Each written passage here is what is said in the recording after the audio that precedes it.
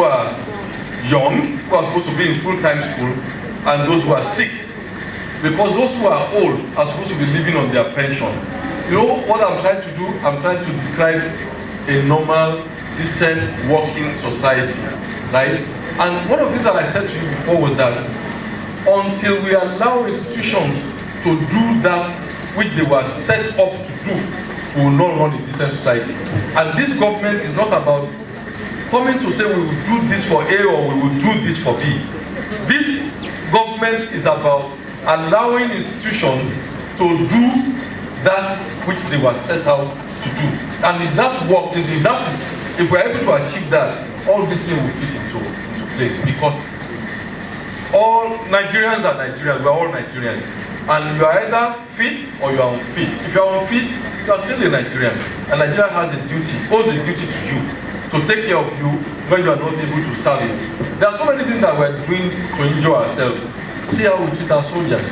People who put their lives on the line for us after they leave. When a policeman dies, do you know how much is entitled to an ordinary policeman? No, that's in Lagos State. And it's Lagos State government that went to give that insurance. They're entitled to 50,000 naira. Right. And you know what? Within 7 days, they ask his family to leave the barrack. It's not that the barrack is anywhere great that you want to live, but even that tiny one that he has is hurried out of the place. A society that does not respect its own cannot hope to benefit from its own. So I understand what you are talking about, and I started this work for President Obasanjo by reforming the pension system. Alone, I reformed the pension system. Let us start by taking care of those who have worked. By the time you are 65, 70, you see this hand that you lift like this? It doesn't lift like that anymore. It lifts, but it's slower. You understand? I know what my reflexes were when I was 23, 24, when I was a treasurer in a bank, when I could do deals like this, putting phone here, another phone here, and talking and making money. You know, if you put me there today to go and run a bank, I'll probably collapse it.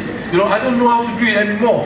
Surgeons, people who train as surgeons, after a while, they don't have steady hands again. That is what old age brings. And that is the time Nigeria gets its own people to suffer. I think we need to stop it. What I'm trying to let you know is that I understand what the problem is.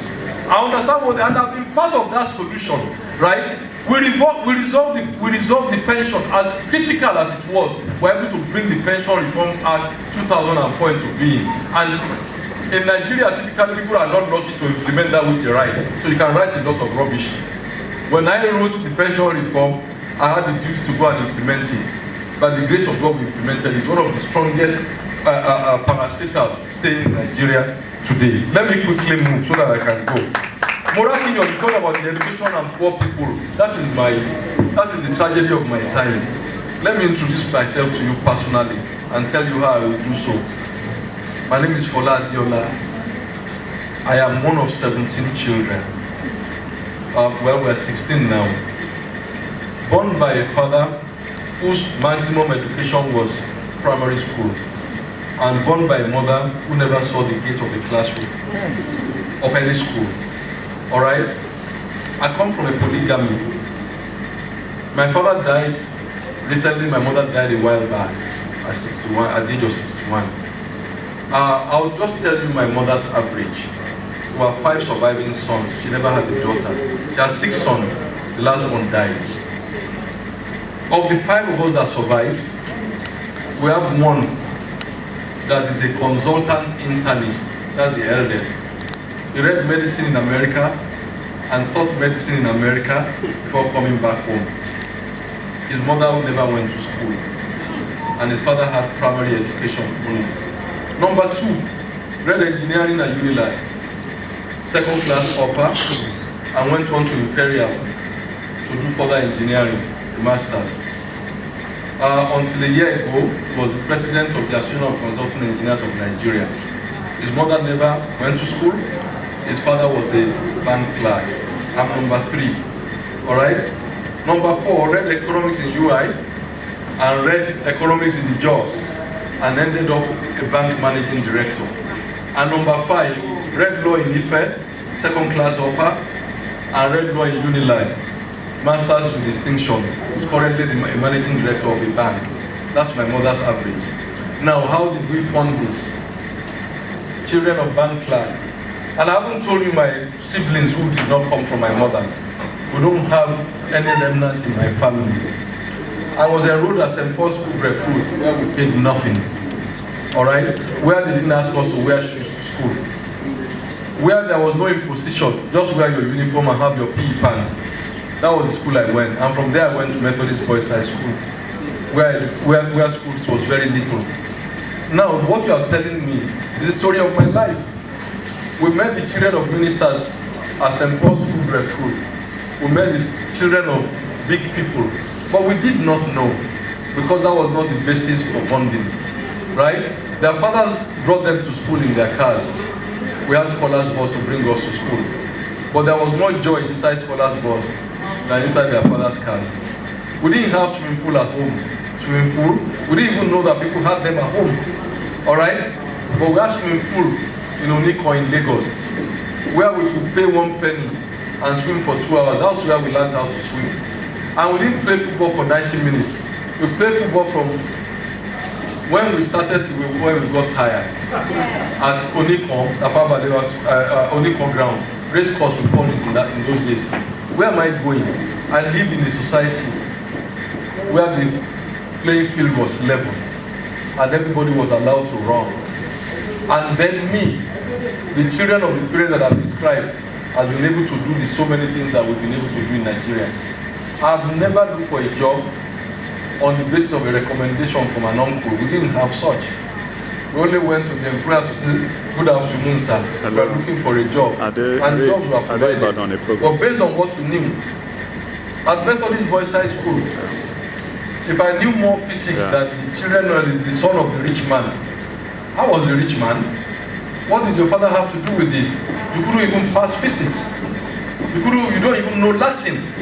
You know, you can't write French. That was the system that we knew. That is the system that must come back. Today, except I make it happen, my children will not be in the same school with the children of my steward. And you think they are getting educated? No, they're not getting educated. They're learning mathematics. They're learning French or physics. They're not getting education. You know, I've been in assembly before, and there's a witness here when they were reading the names of those who didn't pay their school fees. Constantly, my name would be there. Because we were 3 in the class, and my father could only pay the fees 1 at a time. And I was the oldest of my siblings in that school. My school fees was always the last that was paid. But what did this stop? Nothing. Nothing. Yeah. They will look at me today and say that I'm at the bottom, and I will laugh. On the streets of Lagos, I used to hawk wares for my mother so that we could make ends meet. You know, being poor is not a handicap. Society must create an enabling environment where what is in between your 2 ears is what determines how far you go in life, and your self-discipline, and you can come up. That's the society that I grew up in. That is not the society I'm dying in. And I said, God forbid, it has to change. That is part of the journey that I'm walking here. It's nothing else.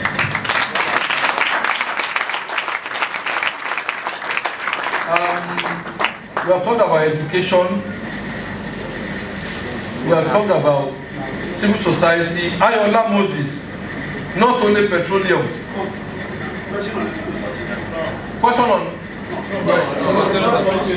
Yeah, I've answered this question actually. You are talking of diversification of an economy. You know, there are some words that I can only use, I can only find Yoruba equivalent that will make sense. You know, when the Yorubas describe somebody as Oponu, do you know what it means? Yeah, daft and imbecile. You know, that is the way we'll be behaving. People who don't believe that tomorrow will come, okay? They believe that it is only about today. But tomorrow does come. And if you think, you know, the Yoruba said that during planting season, you didn't plant any yams. And you keep telling everybody that you planted 200 yams. What's going to happen during the harvest? You are going to reap 200 lives. Yeah, that is the way Nigeria is living. We're not planting, we're not doing anything, and we keep living as if something is going to happen tomorrow. And our religious leaders will say to us, you know, God loves Nigeria. You know, the interesting thing about God is that God is predictable. Have you ever seen the rain sprout from the ground up before? No. Have you ever seen the sun rise from the west? No. God is clear. His creation is on the basis of rules. When you understand physics, you understand God. When you understand chemistry, you understand God. When you understand biology, you understand God. You know, that is the way God works. Nobody has a child in a month by impregnating 9 women. It doesn't happen. They will carry their pregnancy for how long? 9 months. You know, we are the ones that want to shun things. We have been taking the money from oil and we have been neglecting other things. At whose peril? At our own peril. It has to stop.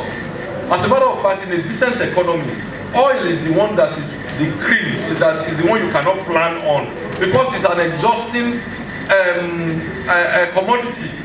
That is one we should be using to invest in infrastructure. And then we use the groundnut, the cocoa, and so on and so forth to run our economy. It has to be the only way. There is no other way. Every time they tell us this thing will soon finish, and we soon finish. When we finish, what are we going to do? Is that the time we are going to start? No. Now you want to have a covenant with me. You know, it is the easiest thing I can do. I have never said privately or publicly that there is something I will do that I won't do. That is the reputation I carry all my life. How much more to people who are much younger than me? And I'm not doing it because it is you. I'm doing it because I believe that there is God and there is the person. You know, in my own profession, when you take integrity away from a banker,